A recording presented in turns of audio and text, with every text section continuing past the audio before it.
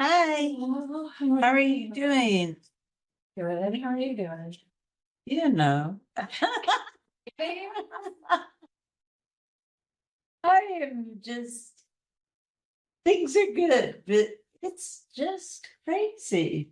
I mean, I'm just like, how could this semester be so, I know.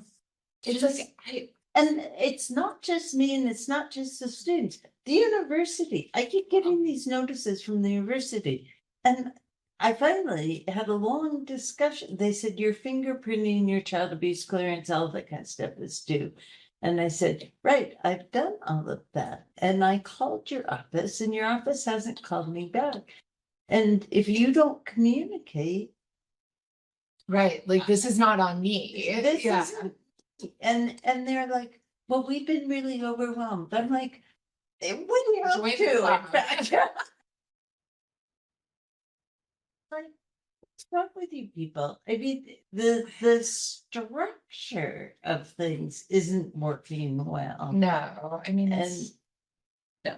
eh, yeah. And I don't know if this is, I mean, half of me really gets panicky thinking, is this just a trickle down from the very top? And you have this political people not being responsible and not being accountable Yeah. and then everybody becomes not accountable. I mean, and Well, I do. I feel think, like well, there's now I'm just- overreacting. I Don't don't blow know. it up, I just think Judy. there's such like sense of unease with everyone and like it's like Yeah. waiting for things to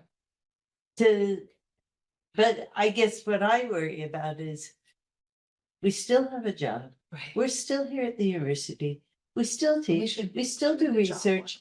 Yeah. We should all be working.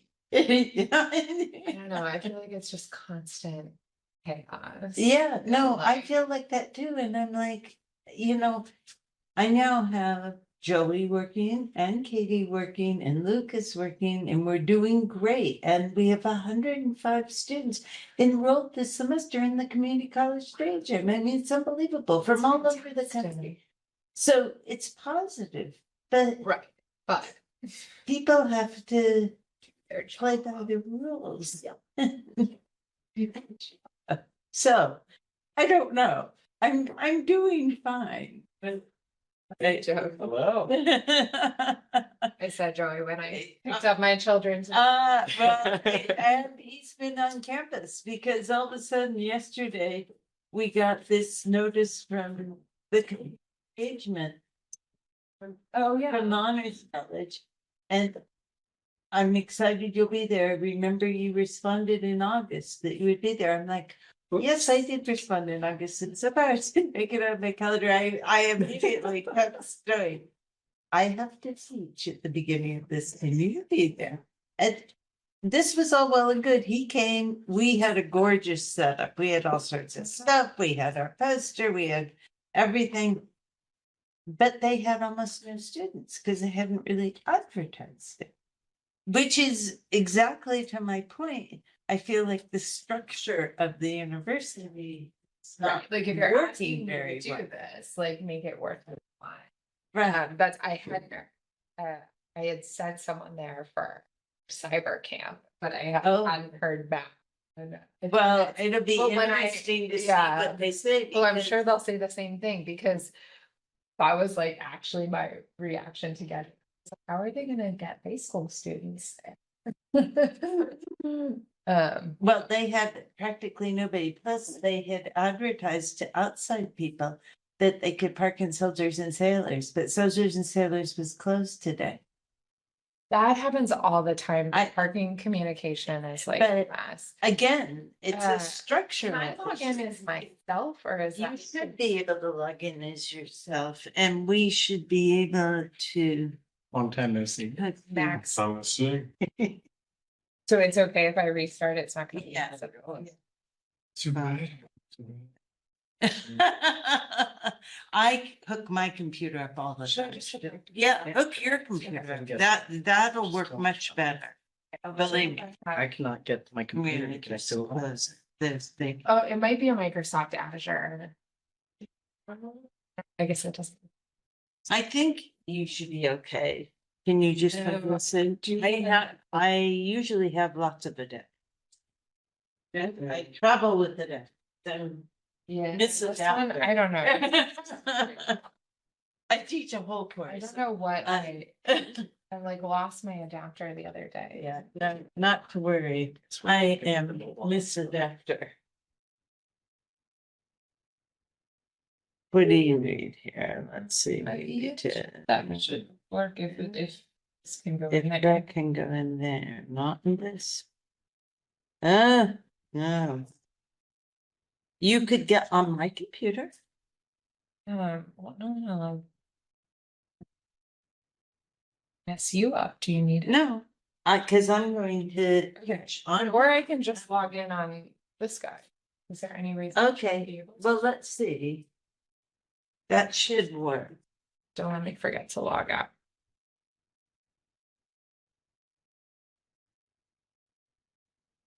I feel like it doesn't want to let me.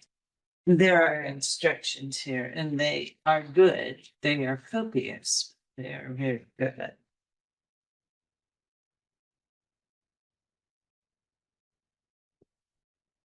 It can't switch user. Can you? Did you see that? No. Because I have sign in options and it's like. You see it. Classroom services. There used to be a yellow sticky note here with exactly how to log in. Okay, let's use my computer. Or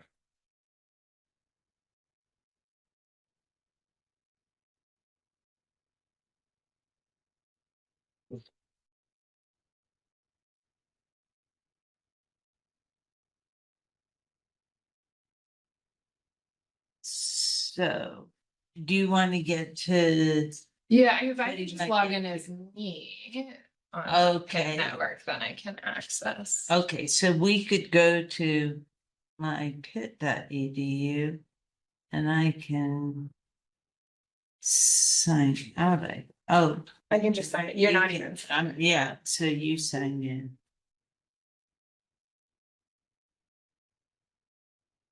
And just erase that.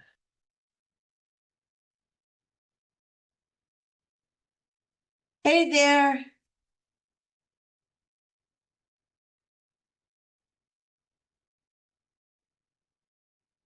Drew, very nice to see you. I'm glad you could join us. Yes. We're having technical issues again. This room has not been my friend, Judy. We have the New Jersey, what you're looking at, Drew, is from San Diego. We've been trying to get the UCSD students on and he's able to join us, so that's great. We have New Jersey with technical trouble, but they have the red chairs. Pittsburgh has the gray chairs here. I know.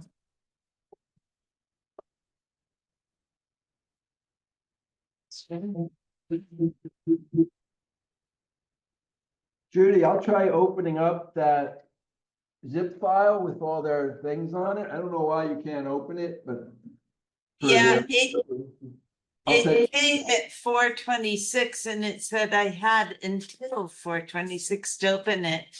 And then when I tried to open it, it said it was timed out. Yeah. So I don't know why, but we can deal with that. yeah, but I know I sent it to you two Stop. other times, so that's why I was like, Yeah, I'll try opening it and see what happens, what I can do. okay, I'll have it tomorrow for you.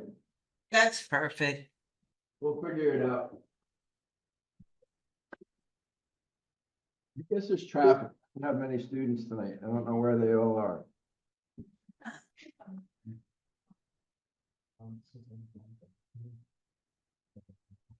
We're sparse. Everyone will be rolling in a second, I'm sure. They have Sure. been. Can you email it? You were. Right. We're going to get going in just minute, we're working on technical issues here too. But we're likely to be successful. You're bad what?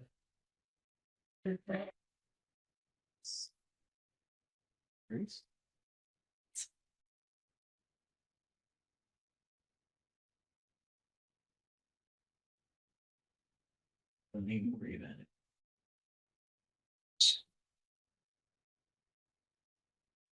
Oh, okay. Very cool. Should be coming shortly. Did you submit the proposal? Right. I thought it was a project. Just the first read, right? So- For the extended for the one that's in the thing on. It's okay.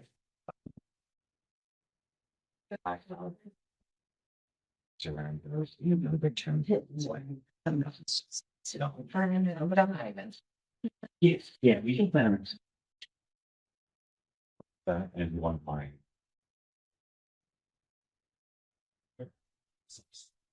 Usual Tuesday.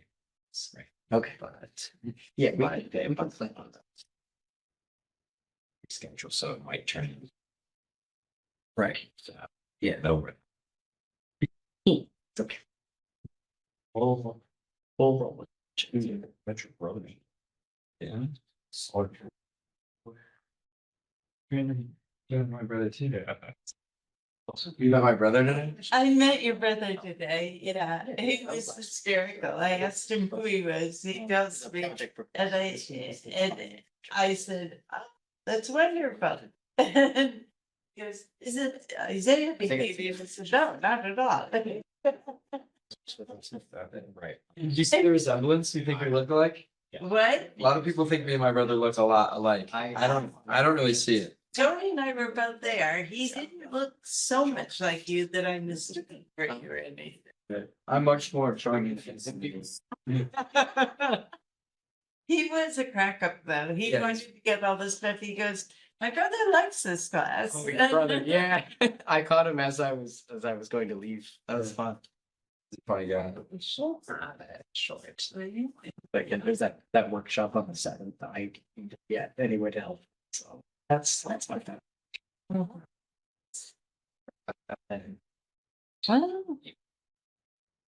What are you doing for fun? You send it to Jake. Yeah. Let me just look at my phone sometimes. Things come through my phone. Yes. I mean, Well, you're just gonna end up doing something. So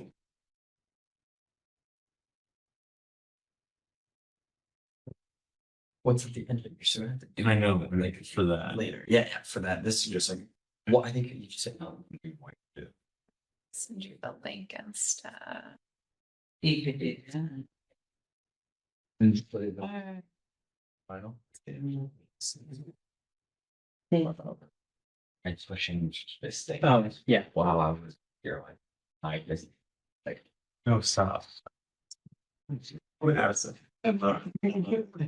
Why got it? It's dumb humor. Is Dick not coming? You can even text me. Good way. Oh. He's not, I know. Okay. Should I see? Something just. Was that? There you go. You're with somebody. All our things. I'm gonna be I guess Halloween, if they're starting that early. Okay, that's crazy. That was a friend's performance. That's why free. I know.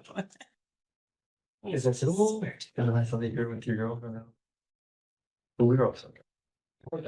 40. Somewhere where There you go. Oh, perfect. Miraculous. Okay. Miracles happen. Every so often. Let's see. How about something? I was. No, you were not. Why did you sit? We were like Very. up, like Nice. part, like the risers up there. You know, which one? Side. We were on. Okay, You're sitting. we're gonna go ahead and get started. I am so excited today that we have our first student from UCSD. We actually have a number of mentors at UCSD. They will be joining sporadically. They'll also be watching the class on the videotape lectures and work sessions that we have online. And they are already scheduled to work with teams that are in Southern California. Last year, we had a very large number of DataJam teams for the high school DataJam in San Diego. So training mentors in San Diego is super great. Drew, do you want to just introduce yourself?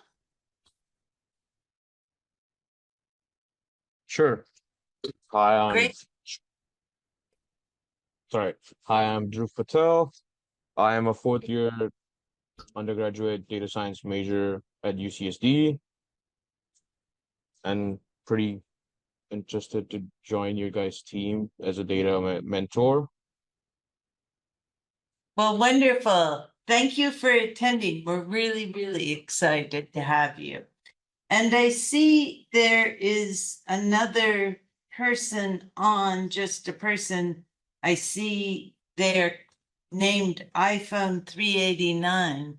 Is that another student from San Diego? Hi, yeah, I'm a mentor. Sorry, I'm on my phone.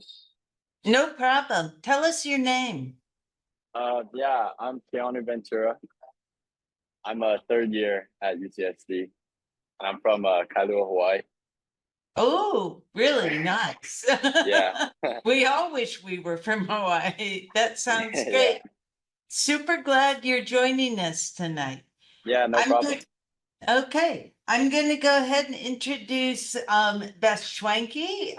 She is a member of the DataJam board. So although she's rarely introduced that way, I'm sure she's introduced as a lawyer and as the director of the Pitt Cyber Institute. She's super special to us because she's helped us guide the DataJam as it has expanded pretty much exponentially over the last few years. One of her roles, and she has been doing this for several years, was working with Allegheny County on the Pittsburgh Task Force, thinking about equity and justice in public algorithms. And she's going to talk about this today.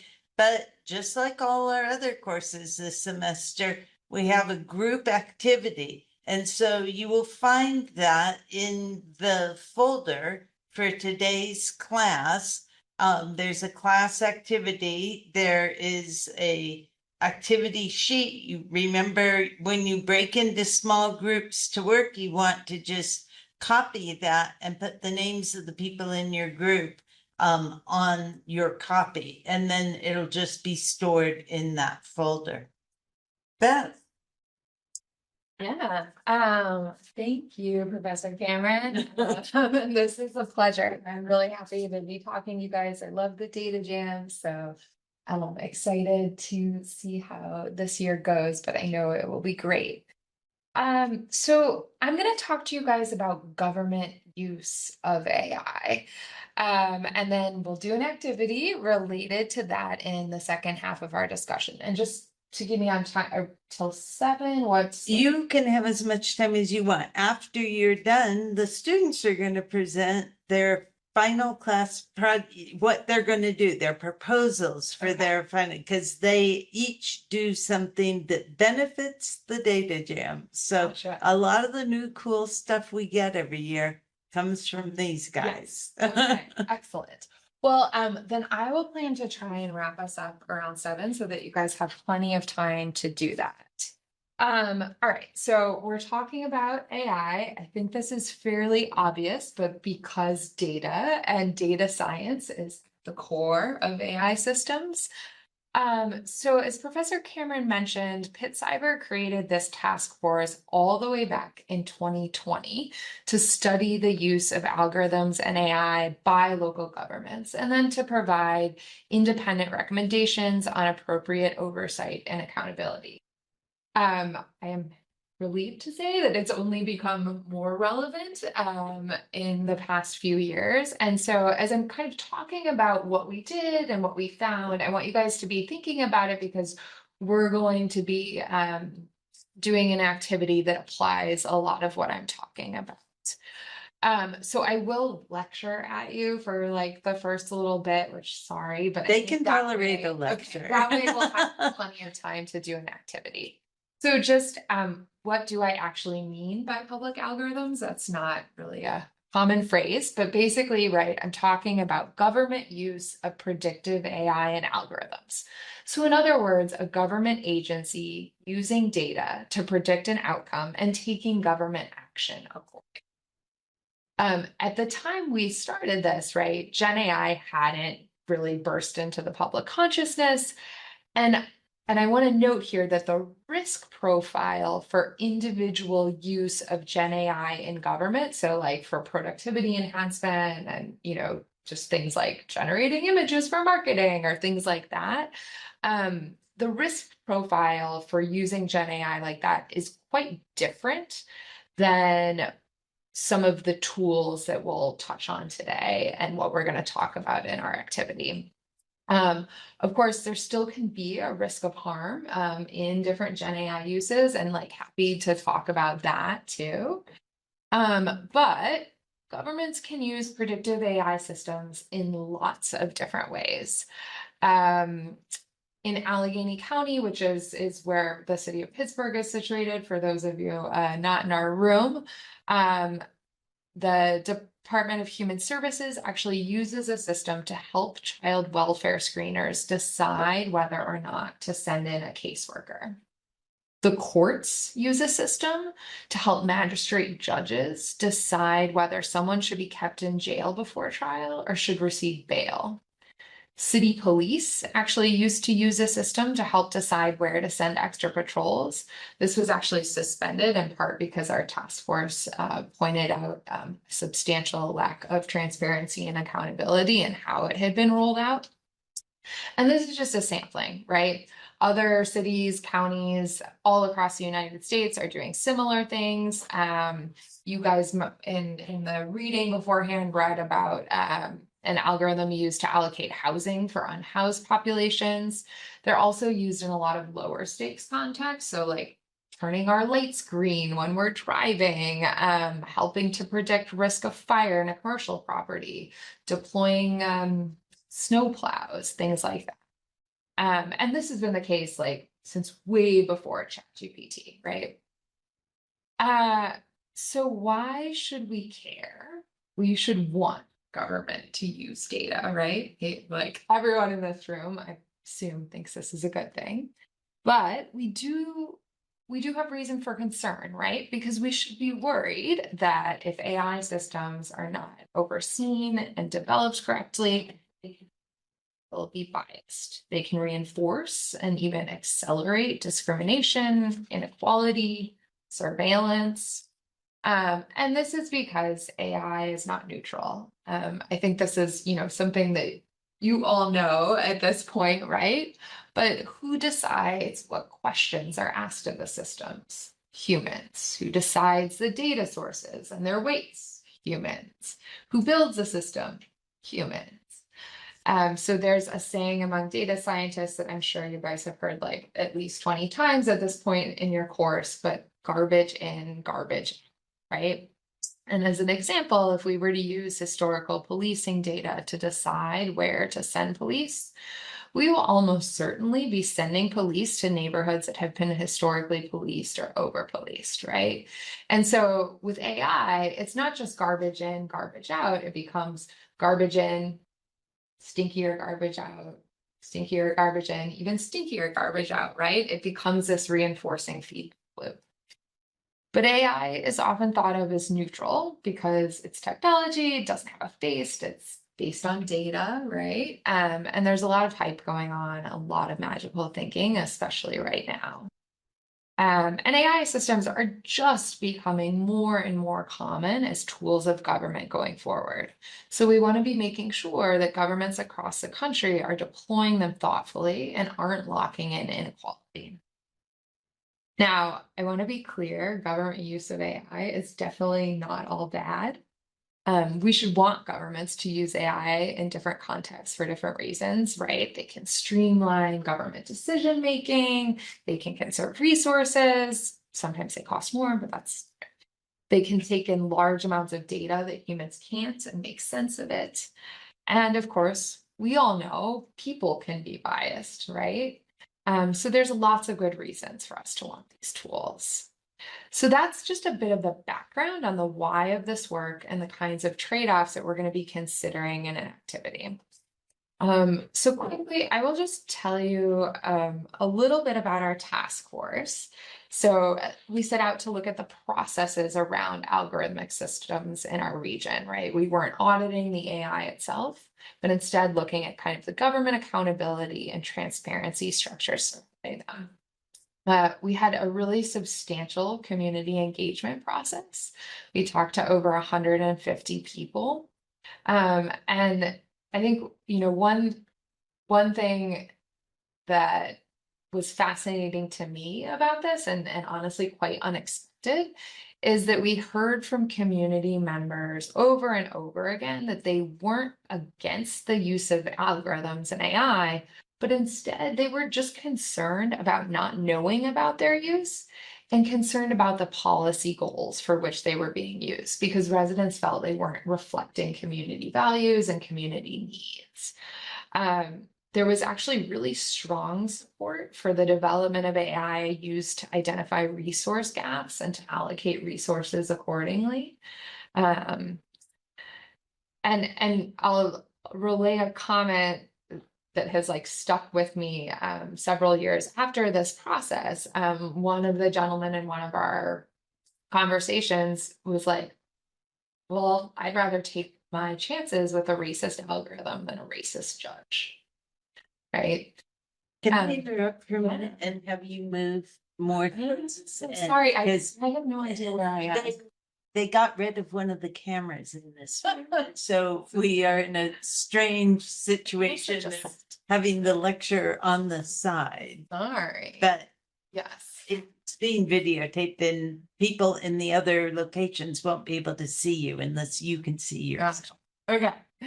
So what we found in our recommendations, right? We found that all governments, or our local governments here in Pittsburgh, but like all governments across the country, needed to do more to ensure that algorithmic systems don't lock in and exacerbate inequality, bias, and other harms. We found that there was very little executive oversight, and instead, any oversight, if there was any, was agency by agency. So our recommendations fall into kind of three main buckets, and this is hopefully relevant to what we'll be working on in a bit. First, meaningful transparency is really crucial in our local context, and I think this has held true in other contexts I've worked on. We found a very wide range of how agencies were approaching transparency.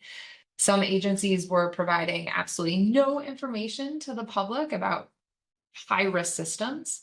Others were providing pretty substantial transparency. So categories of transparency that we thought that local governments should focus on, especially when they were thinking about communicating with residents: the system's purpose and policy goals, the system's intended outcomes and benefits, description of the relevant data sources, how the system supplants or replaces existing processes, likely or potential harms to be mitigated, and identification of vendors and funders. In most places, these systems aren't developed in-house, right, by an agency, but instead are procured. Although, interestingly, that's a little bit different in Allegheny County. But transparency is necessary, right? But it's also not usually sufficient. So we also recommended meaningful public consultation and participatory governance. especially as the systems were riskier. So again, there's a really wide range of what's happening in terms of public participation across the country. I would say most governments are think that there are real challenges in consulting with the public on AI. Their kind of immediate assessment is, oh, the public can't understand this. There's not value there. I will strongly disagree on that. And you know what we as a task force really recommended was really substantial community engagement, especially for systems. And then finally, we also recommended that there be quite a bit of external review as a measure of oversight and accountability. Third-party reviews can provide a lot of value. So impact assessments, ethical reviews, process reviews. If done well and used right, these can be really useful. They can also be used to kind of ethics wash. So it's definitely something that requires commitment.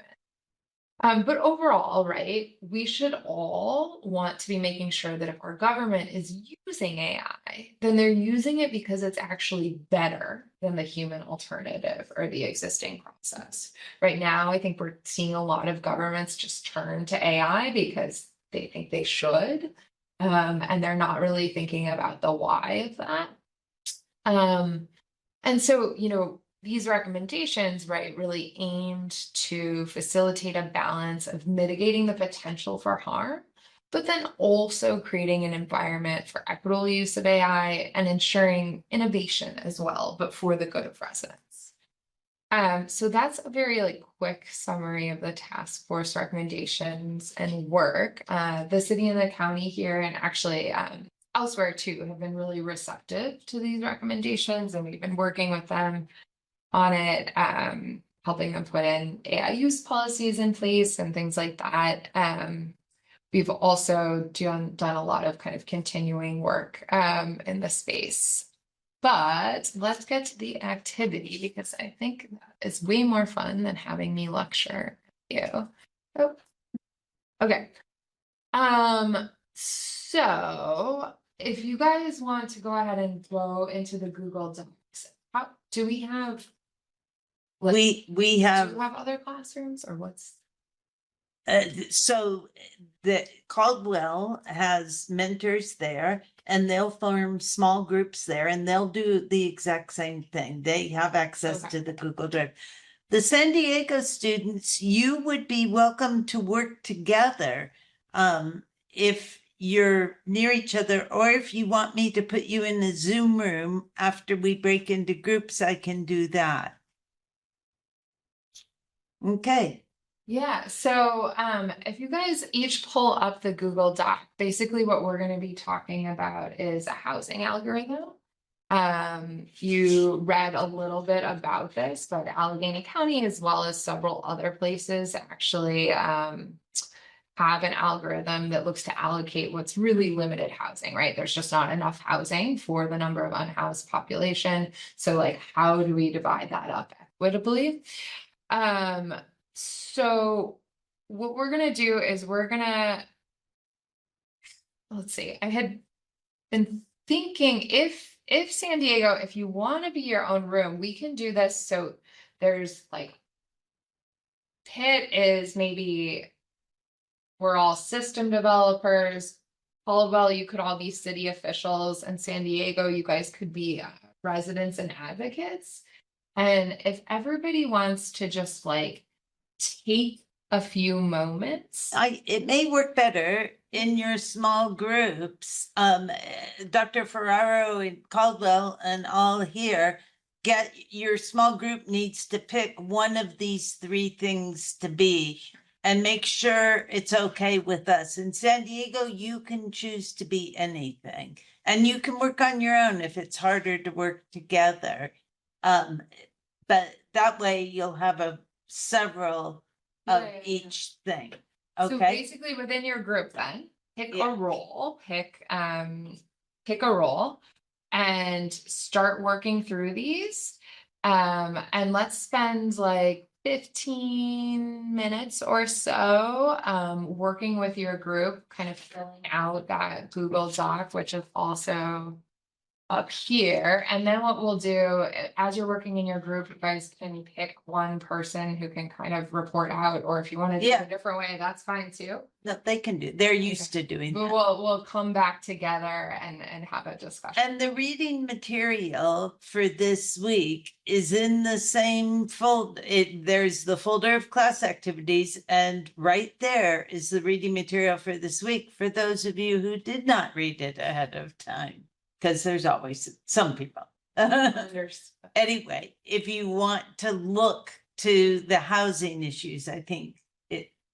Yeah, so on the Allegheny County Housing website, there was a link in there. There's a bunch of different reports, FAQs, kind of some background information too. But you don't need to feel too wedded to what's there when you're thinking about these questions. I think you can kind of just think about it from the perspective of your role.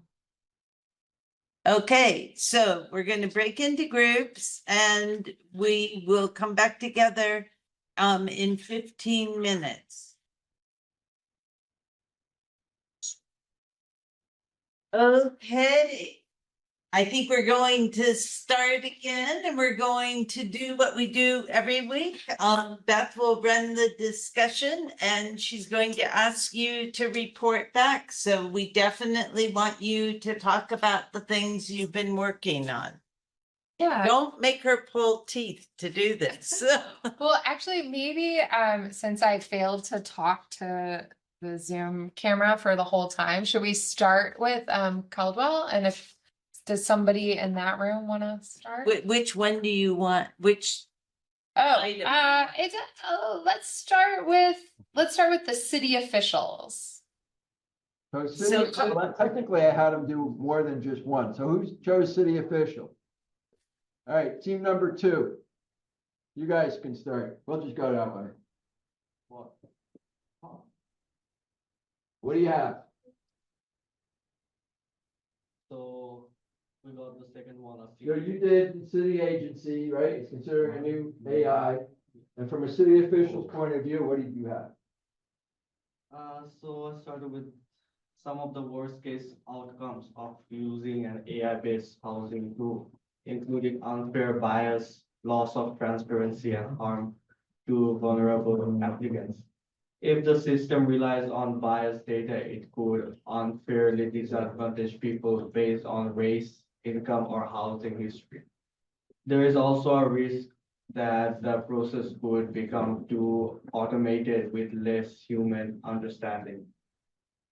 And to prevent these problems, the system could test for bias, include human oversights in decision-making, or followed strict data privacy rules. And lastly, it's important to design the tool with input from residents and trauma-informed experts to make sure it treats applicants with respect and care. And kind of like more or less or like that, but it's still going on. Like we couldn't finish it completely. So that was the second question we did. And for yeah. Okay, good.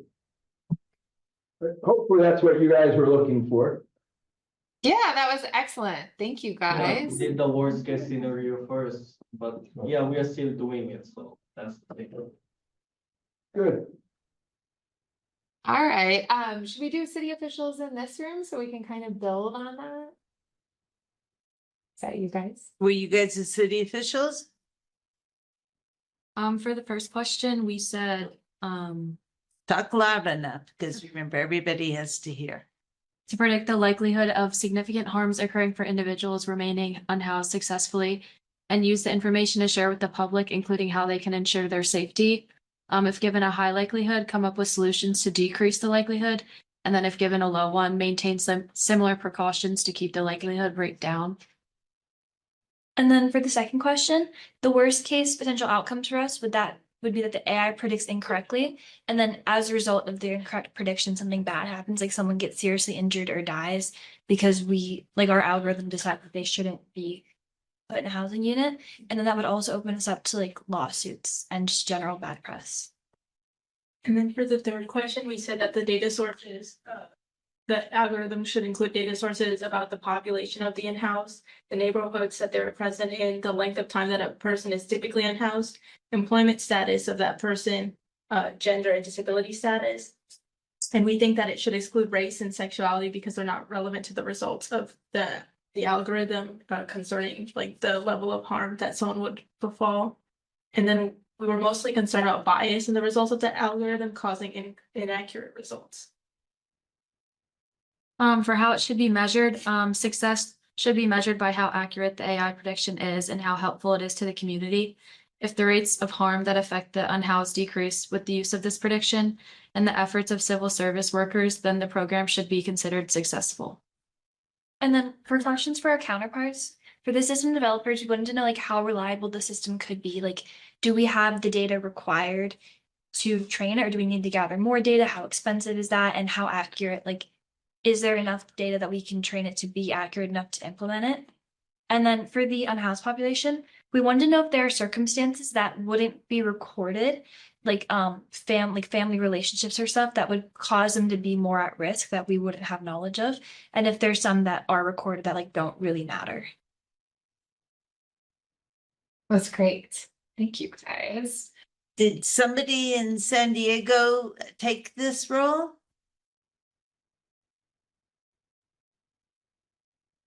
Are they still, do you see participants? I think so. Yes. Anybody in San Diego take this role? I don't think so. Okay. All right. Well, let's go on to affected residents and advocates then. Caldwell, do you guys want to start again for the affected residents and advocates? What did you guys? Well, we had one who did the system developer, what did you guys do? They're still thinking about it. They're not. You want it from a system developer's point of view? Sure, we can go ahead and move to system developer. Yeah. The top priorities were identifying individuals at most risk of harm if unhoused. And also we had to ensure no demographic group is at that disadvantage. So we have to do fairness checks and human reviews. Also, privacy is a big concern. We have to collect only necessary data and protect it with encryption. Also, we have to make the data transparent, so everyone can assess it. And the algorithm should also support, not replace human judgment. So it should just aid human beings. In the worst case scenario, we thought where wrong prioritization causing harm to individuals, there could be systematic bias against racial or demographic groups. And data misuse for policing or immigration enforcement. And then loss of public trust due to surveillance. And mitigation could be conduct regular fairness audits, enforcing legal safeguards preventing data misuse, provide opt-in processes and informed consent options, and also allow opt-out for opt-out of non-essential data collection. And data, so number 3, data source should include only reliable and consent-based data, like health records, service user records, housing history, and relevant demographics like age or pregnancy. It should exclude biased, unreliable, or discriminatory data. Biggest concerns are data bias, missing or incomplete records, and misuse. The algorithm must be tested and monitored so that people are not disadvantaged just because they have fewer documented interactions or gaps in their data.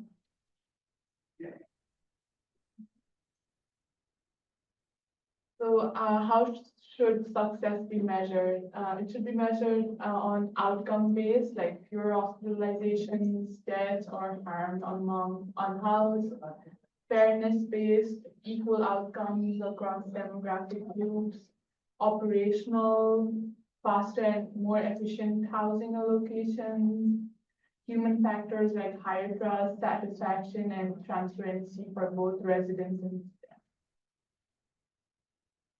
Questions for counterparts. The residents and the advocates would have several questions for both city officials and citizen developers. So they would ask developers how the algorithm ensures fairness for individuals who have incomplete data or who avoid services. They would also ask city officials for legal guarantees that personal data will never be shared with law enforcement or immigration agencies. Additionally, residents and advocates would want to know whether the city will increase resources so that the prioritization does not simply mean some people continue to go without housing. Fantastic. Thank you, guys. System developers here. Do you guys want to go? Sure. We're system developers, so our main goal is to make sure that this tool is functional and it remains so. Thus, our biggest concerns are technical debt, aka we want this tool to be easy to maintain in the future. We want it to be easily functional. We want it to easily function for those that are going to use it, the city developers or the city officials, so that they can adjust what levers they want to see happen. Like if there's certain criteria they want to prioritize, and we want the system to be adaptable enough as to actually accept these new criteria into the decision. Our worst case is thus that the entire system stops working and that we have to start anew, because that wastes their time, wastes the officials' time and money. It makes the affected residents very unhappy, and we will be stuck out of a job for something that is entirely our own fault. So that is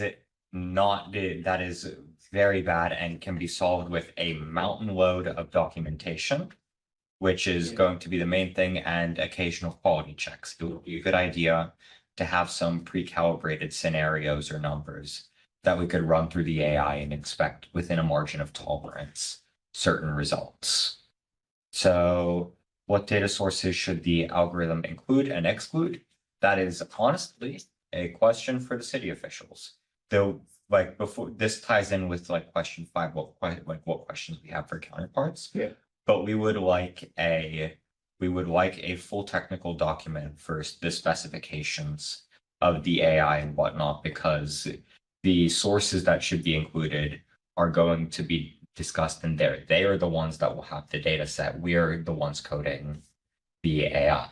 So we can look for some basic data collection procedures, but it is not our exact realm of expertise. Our biggest concern in this regard is the sheer amount of data that is required to train large AI models and the accessibility of such data, even to collect it.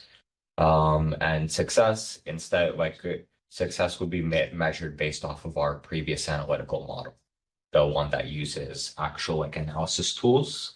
Yeah, the actuarial tools reported by unhoused individuals. So The percentage difference or deviation is how we would express, because after we switch over to the AI tool, the initial wave of positive or negative news would no longer be present. And so you would start to see regular fluctuations that would be caused by confounding variables, aka there would be a lot more unhoused people if the economy suddenly went on a massive downturn. So, yeah. Great. Thank you, guys. Any system developers in San Diego?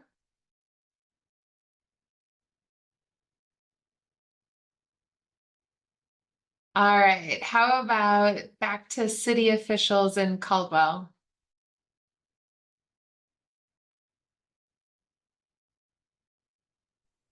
Okay, we have a group.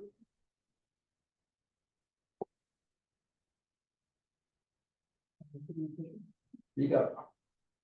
As a city official, my main goals are fairness, accountability, and effective use of resources. I want the algorithm to help the city identify people most at risk and ensure housing is given to those who need it the most. To build public trust, I'll make the process transparent and allow for human review and appeals. I'll also backtrack results to make sure the system is improving outcomes and being used responsibly. The worst case is that tool makes unfair choices or causes people to lose trust in the city. It will also replace human judgment with a computer's decision. To prevent this, I will keep people involved, review results often, and be open about how the tool is used. The data should come from trusted sources like housing programs, shelters, and health services. It should not use police or immigration data, since that could cause fear or unfair results. My main concern is privacy and making sure everyone's information is used only to help, not to harm. Success should be measured by how many people get housing and stay safe as a result. The tool should help the city make fairer, faster, and more effective decisions. I will look at outcomes, public trust, and feedback from the community. That's it. You're good? Yeah. Thank you. Great, thank you guys. All right, city officials? Or the affected residents, actually. Oh, sorry, yes, affected, wait, did we? They were the city officials. You guys were the city officials, we already These did are the city the officials, we're the programmers. affected residents, Mhm. okay. So our top priorities are like, we want the algorithm to provide an equal chance for everyone, regardless of race, gender, disability, prior system involvement, or household makeup. So we don't want anything affecting the algorithm in that sense, because we feel like, that being said, we want the system to be effectively to prioritize equity over equality to make sure the most people get the most out of the system. And like the worst possible outcome for us would be that the algorithm reinforces racial or social inequalities and people who need it more than others do not get the housing. So a system that denies people with a legitimate reason as to why if people are denied without a legitimate reason too, that is a big problem for us too. Like, we understand that there's obviously not enough houses for people, but people who aren't getting houses should have a legitimate reason as to why they're not one of the selected people. So, and then we said that the worst case could be mitigated by like regularly testing the system and making sure that we're doing trial runs with test populations to make sure it's working effectively. And then we think that full transparency on how the system is working to the public could also help mitigate those risks. And like transparency on any human review of decisions. So like any humans that are involved in the process at all should, like their decisions should also be disclosed to us. And then continuing on that point of equity over equality, we talked about our concern being validity of data. So our first included point of data should be modern day data, excluding data from this could include data that's ever changing, like you guys said, as the world changes with the economy changing, stock market crashes and whatnot. Data should be ever changing and modern. This would prevent skews from 50, 60 years ago that would affect data or affect decisions the system is making now. And then the algorithm should also take into account location as specifically as possible. Like even one side of a neighborhood redlining can cause data that would affect allocation of services. Like on a bigger scale, data from New York shouldn't be used for Philly, and data from the really wealthy part of a city shouldn't be used for a struggling part of the city. And we talked about success being measured in change in unhoused population size. So whatever that change may be, if whatever the goal is of the system, how close the change can be to the goal. And then also quality of life after on how people receive government services. It's very common, especially in the modern day, for government services to be applied and then forgotten about, kind of like a clockmaker, opposed to somebody continuing to change things. To make sure that it wasn't just a waste of a service, that the service is actually being effective, and that the service that the AI is maximizing utility, like we said, getting the most for the most amount of people. Then questions I guess we would have, or probably for the city officials, would just be like, who's responsible for damages if it is discriminatory? Like who can we blame almost, I guess? And then will residents be able to see and challenge the data sources? So like if we think that something isn't fair or it should be done a different way, can we put in a formal complaint to challenge and maybe put in a suggestion for something to be done differently? And then like what role will humans have in all of this? Like making the decisions to decide what algorithm or what data is going to be used or how our algorithm is going to work. We want to know specifically what humans decide. Those are great questions. All right, do we have one more group from Caldwell to go? I think they all went. You all went, okay. Do we have anyone from San Diego who's gonna jump in? That's okay. This is their first class. Welcome. All right, so we're at 7 o'clock, but I do, just to wrap up, does anybody want to answer any of the questions that your counterparts had, or like change any of your thinking based on what you heard? Can I ask a question? Because I've listened to all of this and it sounds like an enormous amount of work that requires an enormous amount of oversight. And I wonder if you could say something about who provides all that oversight? Yeah. Because you're wanting to get the city officials to really think about all these things and do everything carefully. Who's getting them to do that? They have to direct the companies and the groups they're working with. Well, the companies probably are pretty good at that, but how are they getting direction? I mean, I'm just thinking from an administrative perspective, and then you have the community. The community is going to be even harder to make them comfortable enough to feel okay about saying their worries. And then they very likely are not going to have the qualifications to know whether their worries are being taken into account. So who's their advocate? How does this work? How does this work? So I will say that in most local governments, when somebody goes to procure an AI system, they actually don't get to have discussions like these as much as you would think. Unfortunately, a lot of vendors are selling like off-the-shelf systems, and they actually, you'd be surprised by this, but like don't get to pick their data sources. So for example, a lot of predictive policing systems aren't trained, like even the ones we use. Well, actually, let's go. A lot of the bail systems, right? The like magistrate judge is like, oh, should we give this person bail? Should they go to jail while they're awaiting their trial? Things like that.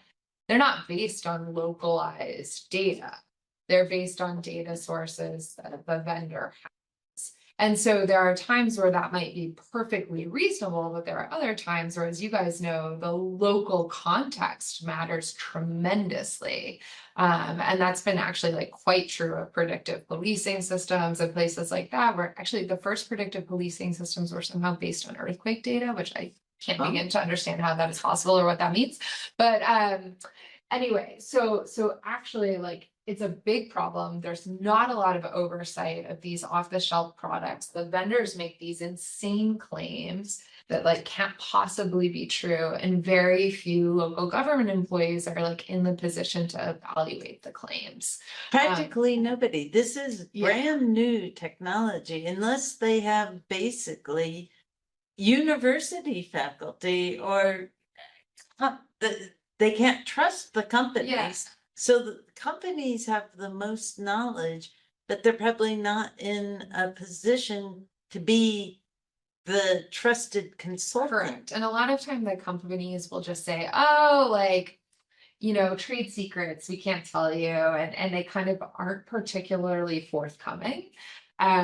So anyway, yeah, it's a total mess with off-the-shelf systems. I will say this particular example, Allegheny County is a really interesting exception to that trend of procuring off-the-shelf systems. So Allegheny County actually works with the developers, like, and does, they have a whole data warehouse, and they are like working incredibly closely with the developers to pick the data, to weight the data. They're working really closely with community members and different organizations who can help them get community perspective. But that is rare. Who's overseeing that though? Somebody at the top has. No, you would think, and that was actually one of our task force's recommendations, but most of this stuff is like an agency by agency decision. And actually, like, the current head of county DHS, Erin Dalton, is fantastic and like really believes in oversight and accountability and community consultation. And so she's incredibly thoughtful with all of that. And she also like thoroughly understands what's happening. But I would say that is absolutely the exception and not the rule. And so you kind of have these situations where, like, you guys alluded to this, but like what kind of data you're picking is like, that's a policy decision, right? Like that should not be a vendor decision. It's crazy. But actually, like, that's not what's happening. Like, the vendors are making those decisions.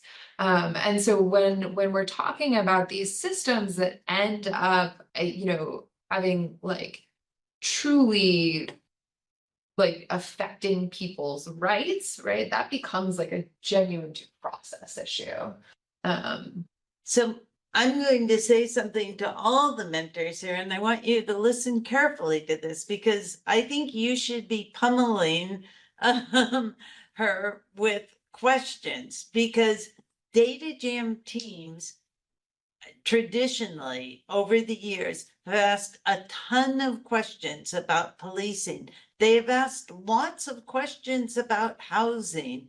And last year, we must have had 5 or 6 projects, which we had 85 projects. I bet 8 or 9% of the projects were on housing.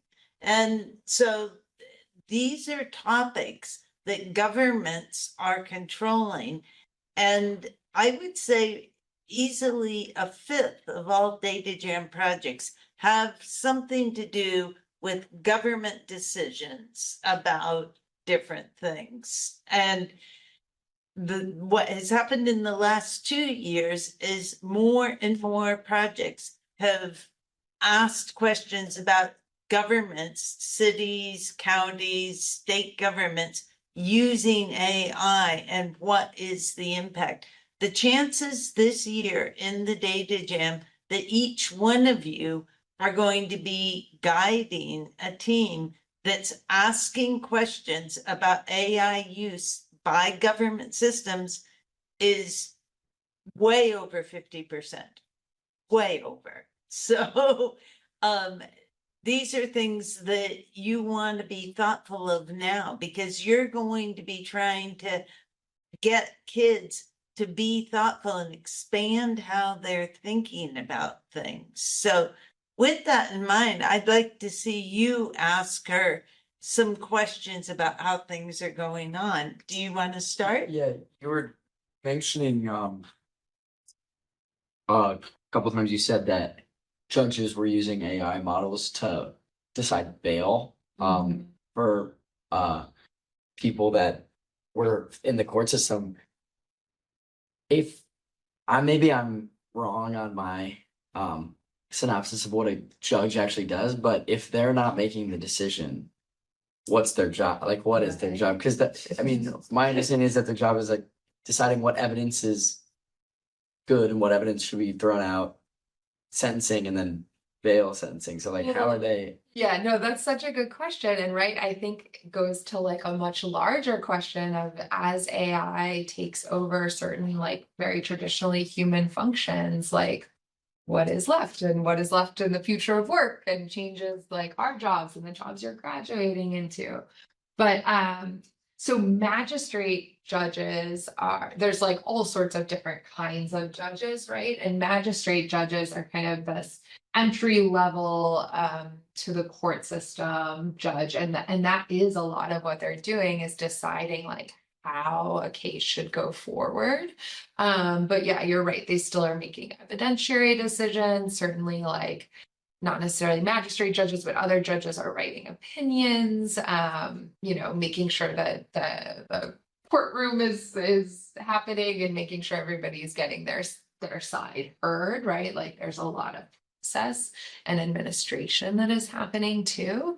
And I will tell you, at least in Allegheny County, the judges can choose to ignore the recommendation from the algorithmic tool around bail.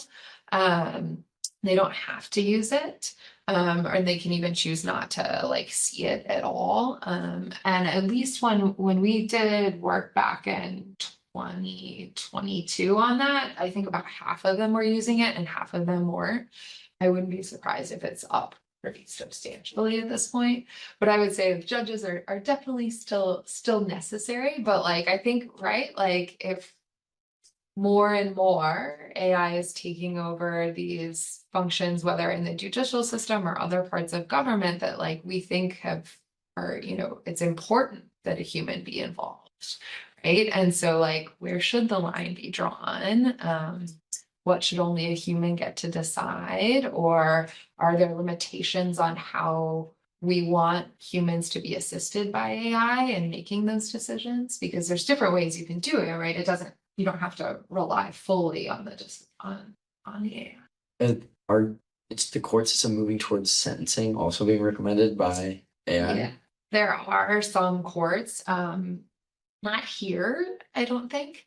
But definitely there are courts, and actually the not so great, a lot of the same tools that were developed on bail are then being like repurposed for sentencing, but without maybe like the right data to do so. So like a lot of times we'll see like one set of tools, AI tools in government, then like sort of being like shoehorned into a different set of decisions, which like, as you guys know, given the sensitivity of data, is not great. What do lawyers think about this? I don't know what type of law you practice. A lawyer. Now I'm like a fake lawyer. I don't practice, but she works for the university. But no, I mean, so I will tell you, like every day, like some new lawyer gets sanctioned for using like Gen AI and like,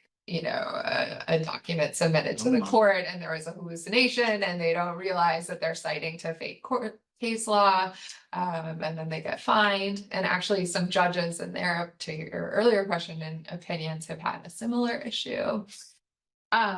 So I think like actually like lawyers are, I don't want to say canaries in the AI coal mine, but like, because it's such a job where it's a lot of writing and there's a ton of text that was available for LLMs to scrape, like, right? Like every single piece of case law, every single law, like law is kind of like aid for some of these tools in lots of ways. And so there's like tremendous use by law firms in particular, and it's really changing like the practice of law, because what's going to happen, and this is true in other professions too, right? But like law firms are kind of a triangle. You like bring in the young associates, you burn them, most of them out, and then like only a few move up to be partners. But like if you're not training those young associates and you're instead relying on AI to do your grunt work, like those people, it's an apprenticeship model, but all of a sudden you have no apprentices. And so like, how do you ever get the people with the expertise up at the top? And I don't think that that's something that like the legal profession as a whole has grappled with, and probably not really other professions yet either, but like, we're all gonna have to pretty soon. So especially like, I don't know if you guys have seen like a bunch of news articles in the past few days about people being let go and not being replaced because like allegedly like AI is doing their work. I will say, I don't know if any of you are in Sky, but Morgan Frank, who's faculty there, has kind of cried foul on some of those claims and thinks that probably they're not necessarily being replaced by AI. But that is going to happen more and more, right? So anyway, like how we train and how we change those jobs is, I don't know. Some more questions. I'd like to hear a question from Caldwell to Beth Frankie about, you know, imagine a team you're guiding that's looking at AI in some government process. What question would you have that you wish you had asked so that you could give that team guidance? How are they gonna ensure like our data are encrypted? Like, are they gonna use any cloud services? Are they gonna use or like physical server rooms? Like how are governments ensuring the security of resident data that they use? Yeah. So that's a really good question, and it's a big problem generally. I would say mostly, right, that's on the vendor side typically, and they need to build security into their products. But I think a lot of what's happening is because there's such a rush to market for these AI tools, security is kind of like patched on at the end. It's not really built in to begin with. So I would say there's probably going to be more and more security issues with AI tools. I also think specific to like government and resident data, it's a problem, right? Especially because AI is so good at re-identifying allegedly de-identified data. So security of resident data is something governments need to be really careful about, both in terms of training some sort of very specific use case specific system like these, but also actually with Gen AI, just like with any institution, you know, employees are putting in data into Gen AI that they shouldn't be. And then of course it, you know, depending on your licensing agreement, might be being used to train, can probably be fairly easily extracted back out. So don't put in personal data, guys, into ChatGPT, et cetera. So yeah, lots of security problems for sure. That's a great question about security. Caldwell, other questions? Think of guiding DataJam teams asking these questions. Or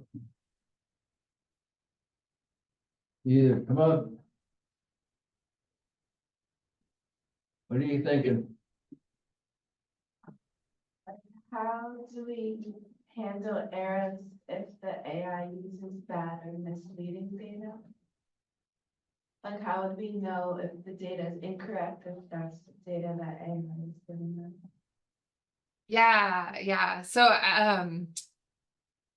I think it's a really good question, right? As you guys know, Gen AI can hallucinate, can spit out absolutely incorrect or misleading or just incomplete information.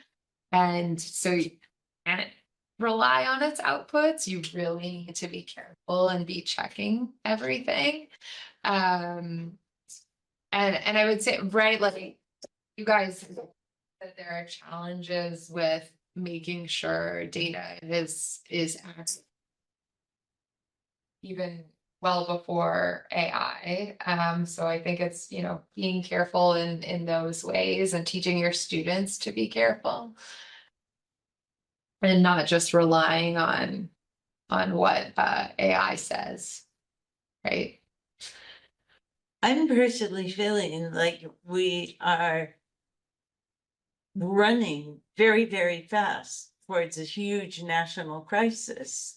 Because if you have AI making decisions for governments, and it's hard to know what data to believe, did it, you know, was it biased, wasn't it biased? And we don't have systems in place for really scrutinizing what the AI output is doing. And we can't have systems in place. We just don't have enough people trained. The governments don't have enough money to hire those people. It would seem that soon we would have governments using data that we're very unsure of to make decisions that affect everybody. Yeah, I mean, that's why I think we do need to be really careful about what AI systems we're putting in place and what we aren't, and making sure that, like, you know, you hear a lot about humans in the loop, which doesn't necessarily work depending on what we're talking about, but like making sure that humans are the ultimate decision maker, that humans are responsible for the outputs. And so I think a lot of this like rush to implement AI in government is a little misguided. I think we saw, right, like with the federal government, like firing a ton of people because, you know, you thought you were going to replace them with AI, and then suddenly scrambling to get some of those people back because their expertise like couldn't possibly be matched by AI. You know, I suspect we'll see more of that. Yeah. Yeah.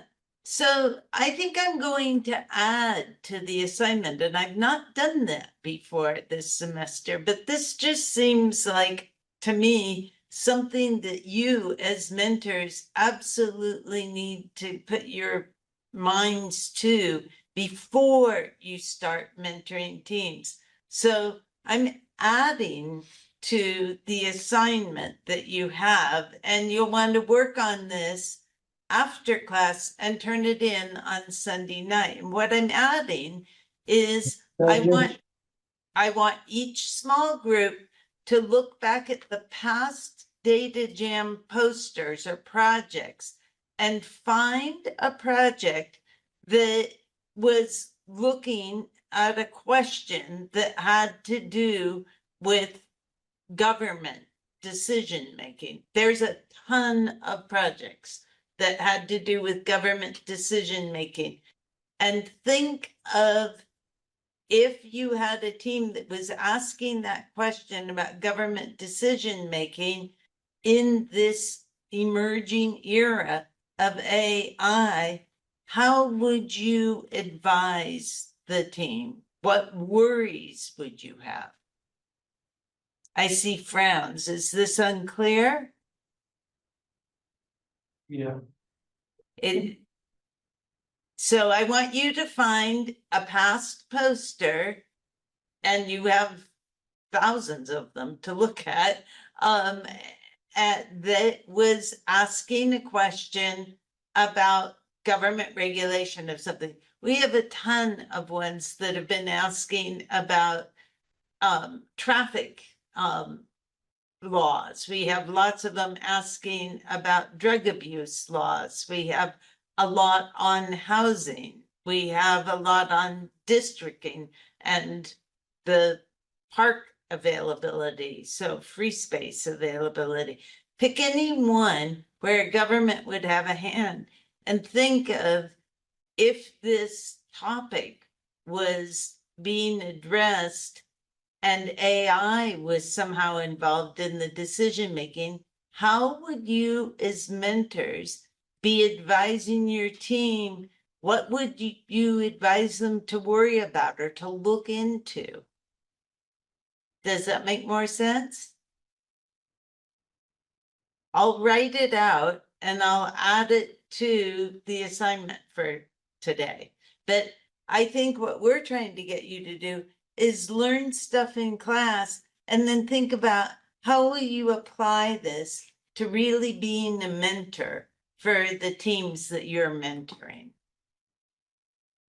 Yeah. Should we be advising them to like, in like their conclusion when they talk about like recommendations, should they be telling the government to use AI? Is that what? Well, they may be telling the government to use AI because it may allow the government to look at a large amount of data at a very good analysis, that instead of, it being very tedious, an AI, algorithm is able to look at an enormous amount of data very rapidly and come up with decisions. So that may be one, but then what boundaries put on that? What cautions would need to be put? How do you want to advise the students you're mentoring to think about it? Because I can guarantee you that the judges will look at a project like that and they'll be very impressed that the students thought about AI and what could be done. But they'll also want to check to see if the students are worried about the things they should be worried about that we've been talking about tonight. And it's your job as mentors to provide advice to your students so they aren't caught off guard. It's not. Okay, let's go ahead and get started. I've pulled up here the Google Drive with the final class projects proposals. And I think what we'll do is we'll just go through them. So as I pull yours up, and I'm starting with Avery, okay? Then it would be good if you said a little bit, and I'll try to get to the part where yours is here, but just tell us what you're proposing. So I chose to go with the third option, which is having the option to help boost the social media presence for DataJam through posting like regular posts or videos and then reaching out to networking and stuff with other people. And I just chose this because I feel like using my experience thus far with the DataJam, and then also like I'd like to think I have good experience in like social media, could just make an impact then on the DataJam and the community and help grow it. Super. That's great. You are approved. This will go quickly. Okay. The next one we have Jorge and Tyler at Caldwell. I'll open yours and scroll down. And it looks like you've written a whole nice outline here. So please tell us about what you're proposing.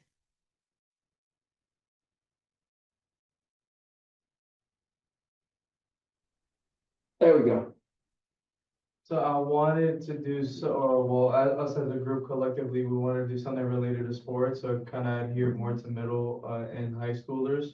So the whole point is to probably the use of Python to use basic data analytics to talk about a fun topic related to sports performance and just general activities. So some of the questions that we will be answering, which are the ones there, would be how do practice hours relate to performance improvements?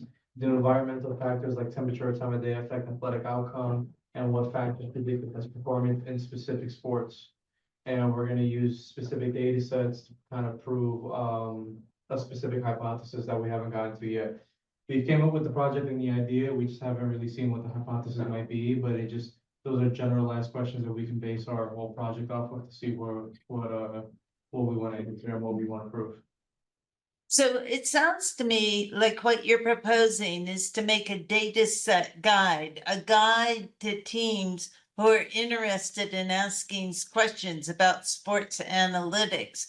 What's important for guides is that you not necessarily do the project, but that you give them guidance on how to do the project. So you can pick specific data sets, because when you look at the data set guides, all of them have links to specific data sets that would be good for answering the questions the guide is about.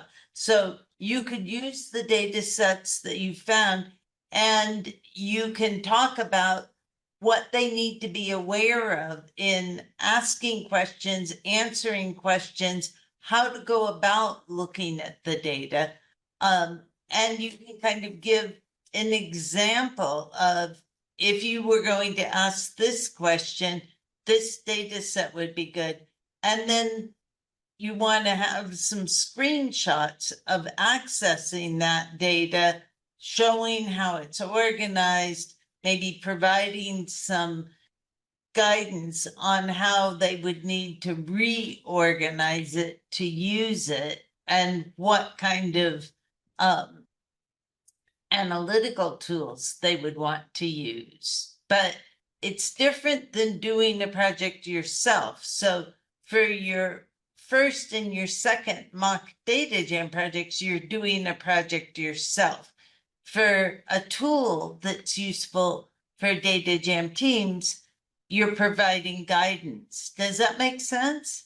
Yeah, so basically the project we provided kind of transitioned it into more of a lesson plan than anything else and give them guidance as they go along. Yes, that would be good. I really strongly suggest you download some of the dataset guides. I mean, we have a ton of dataset guides that are on the datasets page, and look at how they're designed so that you use that type of a design. But I think this would be extremely popular. As you well know, a lot of teams ask questions about sports, and we have no data set guides on looking at sports data. So this is a big hole, and you would start to fill it. I think that's great. Okay, sounds good, thank you. Very good. Excellent. Okay, Crystal. So for my project, I would like to help with the DataJam workshop for middle school students on the 7th. Super. I just heard today they have 85 middle school students signed up for next Friday. I am officially now in a panic, looking for mentors to help on Friday. I will be in touch first thing tomorrow. Okay. You are on. That will be great. Okay, this is mine. Jason.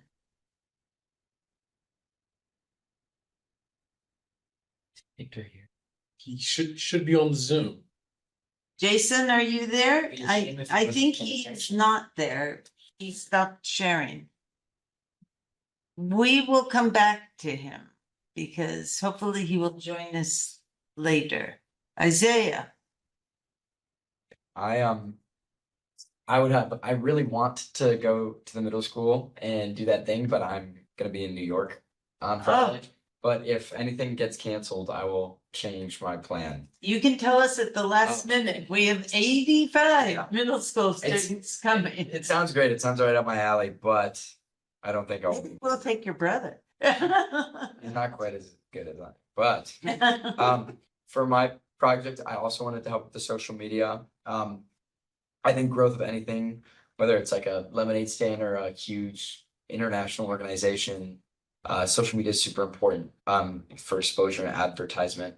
And then on the other side of that, getting kids excited and passionate about what they're doing, what they're working on, will provide better outcomes and projects. I can guarantee it. Like my group is doing something about football, and they all really like football, and they're actually working on it because they like football.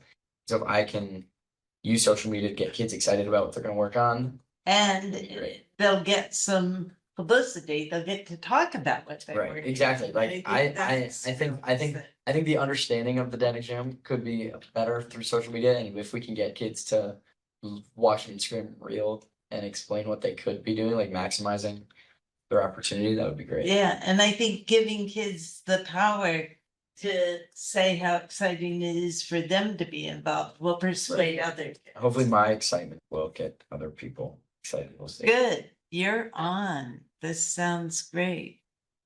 Okay, Katie. For my project, I would like to help with the middle school workshop. Yes, all right. You're making my night. Okay, Ryan.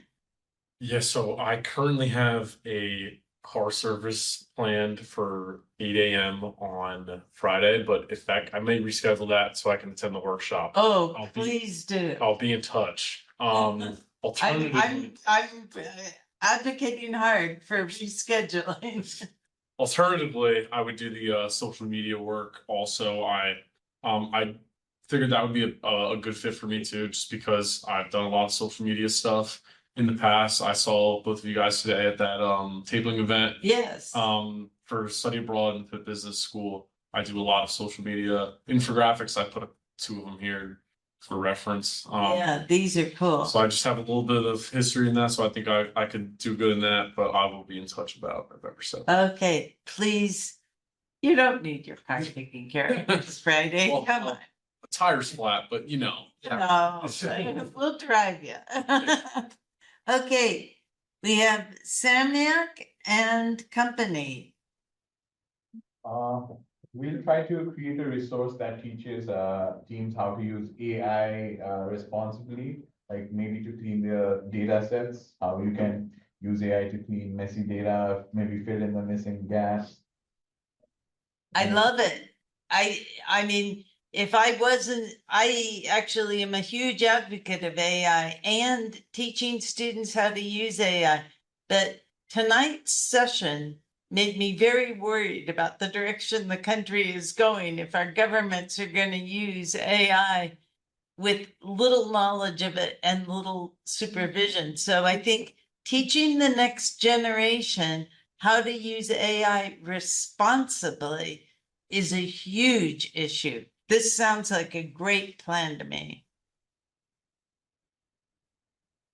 Okay. We have Shwarwan, Narayan, Stephen, Fatima.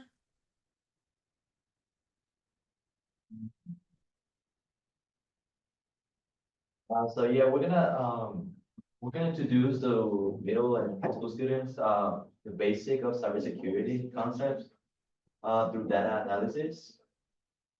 Using data sets like phishing, scams, password leaks, or one-word trends. I think this is important to understand, basic cybersecurity threats and terminology. Analyze real-world data and cover trends, learn how to protect themselves online, and build charts and dashboards to communicate their findings. Yeah, I would never have thought of this, but it seems really important. One piece of advice for you and the other groups making guides. You want to remember that high school students in particular, but even many of our community college students don't have long attention spans. So you don't want to make a guide that has pages and pages of words. You want to make sure that you use bullet points, look at the data set guides and the other guides that are on the resource page. There are a few of them that have many pages of writing, but very few. Almost all of them have tried to condense their guidance into key issues, describe them, and then have graphics and questions, things that are engaging and interesting so that you'll keep the attention of your audience. Okay, thank you. Okay, this is a really, really good idea. Okay, we have Stefan. Mine is probably at the bottom. There we go. Yeah, it's basically that I'm just gonna also show up on the 7th, pardoning the class that I have at 12. We already talked about this last time. Right, and I can write you an excuse if that would be helpful. We'll see how it goes. I'll talk with the teacher in question, but I would also be interested in spreading DataJam to my high school and being given a chance to go back. That would be wonderful too. That would likely happen over break. Okay, and we can give you lots of materials. Joey and I just did an outreach today in the student union trying to get people interested. becoming DataJam mentors, but we have a lot of materials for getting teams involved in DataJam. Yeah. Very good. And we have Sumaya.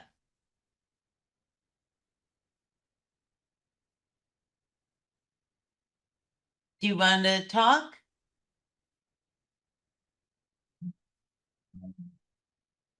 She is absent. The group is absent.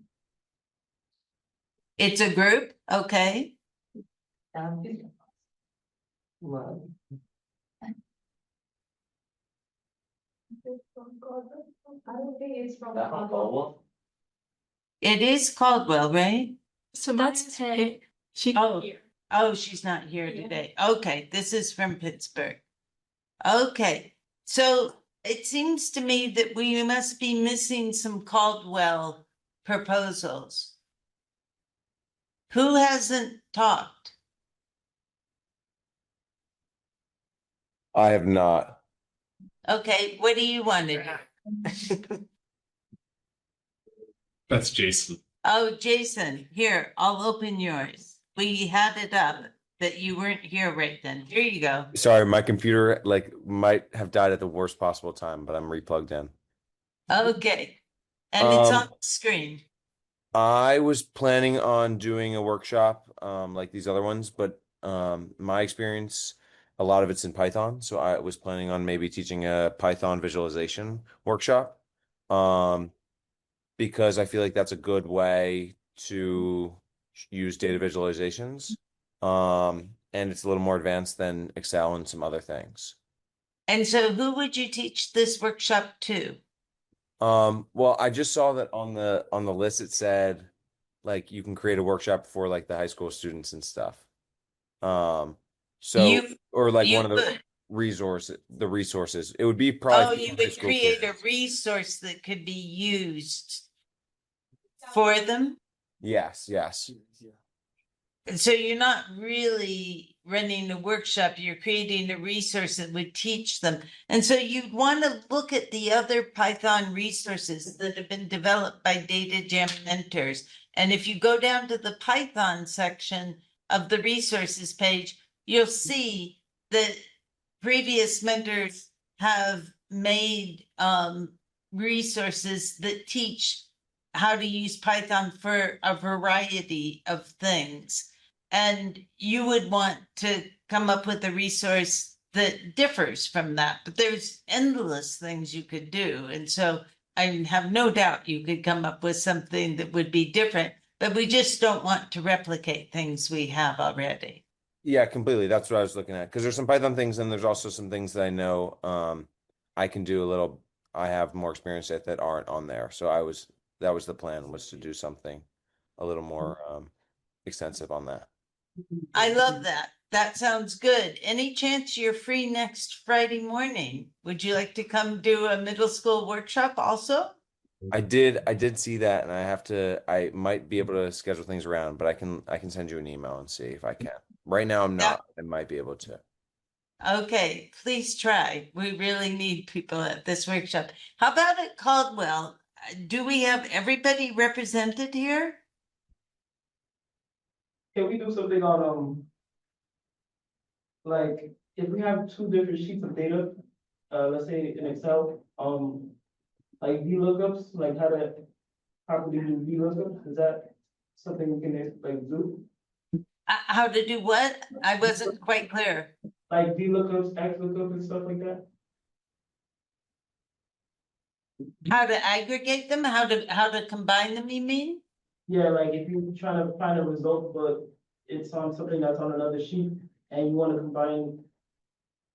That's a great idea. I mean, many teams, I would say most teams end up with more than one data set and they need to combine data from one data set with data from another data set. And they need to be really thoughtful about how they do that. So can we do that? That sounds like a great idea. I think we don't have any guidance about this at this point. Yeah. That would work well. Make sure that you propose that in writing and add Yeah. it to, good, good. Anybody else at Caldwell who hasn't talked yet? It seems like we're still missing some people. They're absent. And there are a lot of people are absent. They're absent. Okay. Well, Dr. Ferraro will be after them to have their proposals. I want to make two general announcements now, and then we're going to end early tonight. So that's a gift to you.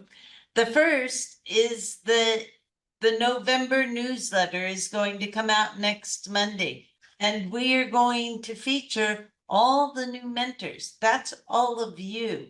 Many of you have turned in a brief paragraph and a picture, and if you've done that already, you should be up on the mentor page of the website. Please go look at the mentor page of the website and look to see you're there. If you are not there, it means you have not sent me a picture and a brief summary about you, a little bio about you. We really, really would like to have that this week before Friday. We will be putting together Monday's newsletter on Thursday and Friday this week. If you're not up on the website, we won't be able to include you in what we highlight. We're working with an artist. We're trying to put together pictures and make it fun because, you know, our new newsletter format is mostly pictures, and then it directs people to different places on our website. But we want to direct people to the mentor website. I think all the teams that each of you is mentoring will be super happy to see your faces on the November newsletter. So please make sure that if you haven't already done it, that you give us your bio and a picture this week, okay? And the second thing I want to talk about is that we set up the high school Slack DataJam website yesterday. And we already have teams that are on it, and we have teams in New Jersey. Our number one school who has been right on top of participating is Nutley High School in Nutley, New Jersey. They put together 2 teams. They turned in all their permission slips. They're all on Slack now, and we want to assign mentors to these teams. We have a few Caldwell students that are mentors in this class that have not been assigned a team yet. We're hopefully going to be able to assign you, and I'll work with Dr. Ferraro to get all of your clearance information. In Pittsburgh, if I don't have your clearance information, you heard from me today. Make sure you get your clearance information to me. We can't put you on Slack, and we can't assign you to mentor minors, high school students, unless we have your clearance. Thanks, Ed. You want us to do that, even like for all of us that already are mentoring Yes. community college students, we're gonna get another group? Right, you're gonna get a high school group, so everybody should have clearances. No, I'm sure. Oh. So how do we get you, what was the process? We need to go get a fingerprint scan or something like that? I sent you a document today that tells you exactly how to do All right. this step by step. I saw the email. I sent everybody a document, step by step. You get online for the child abuse and the criminal record clearance in Pennsylvania. You can do those pretty. And by tomorrow, you'll have the clearance certificate sent to you, just send them. Okay. The fingerprinting, we have to go be fingerprinted. Right across the street from this building is a UPS store. They will do the fingerprinting for you. But you have to get on identity. and I did, there's instructions in that document. And register, set, schedule a time to have your fingerprints printed.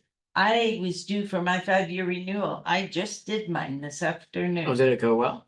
Well, I don't have very good fingerprints. Usually they have to redo them. Yeah, I was gonna say, I feel like I don't, my fingerprints are. Anyway, they often have to redo them, but I at least have them done for my first in every 5 years. It's good for 5 years.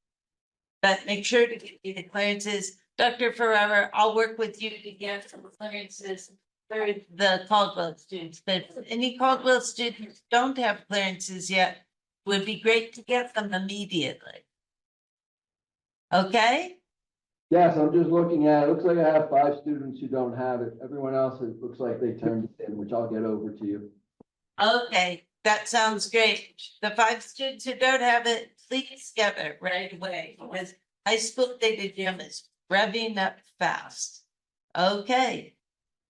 I will add to the assignment for tonight and I will do that in just a few minutes. So you see it right there. All you have to do is look for a poster, write a little bit about it, and just put the copy of the poster with your assignment, or you can copy and paste it right into your Word document. Okay, have a good week. That's. Have a good one. Here, post. Wait, right. Wait. Yeah. So on the day of the middle school workshop, I have a 10 a.m. class with Dr. Sigurds. Oh, Would you be able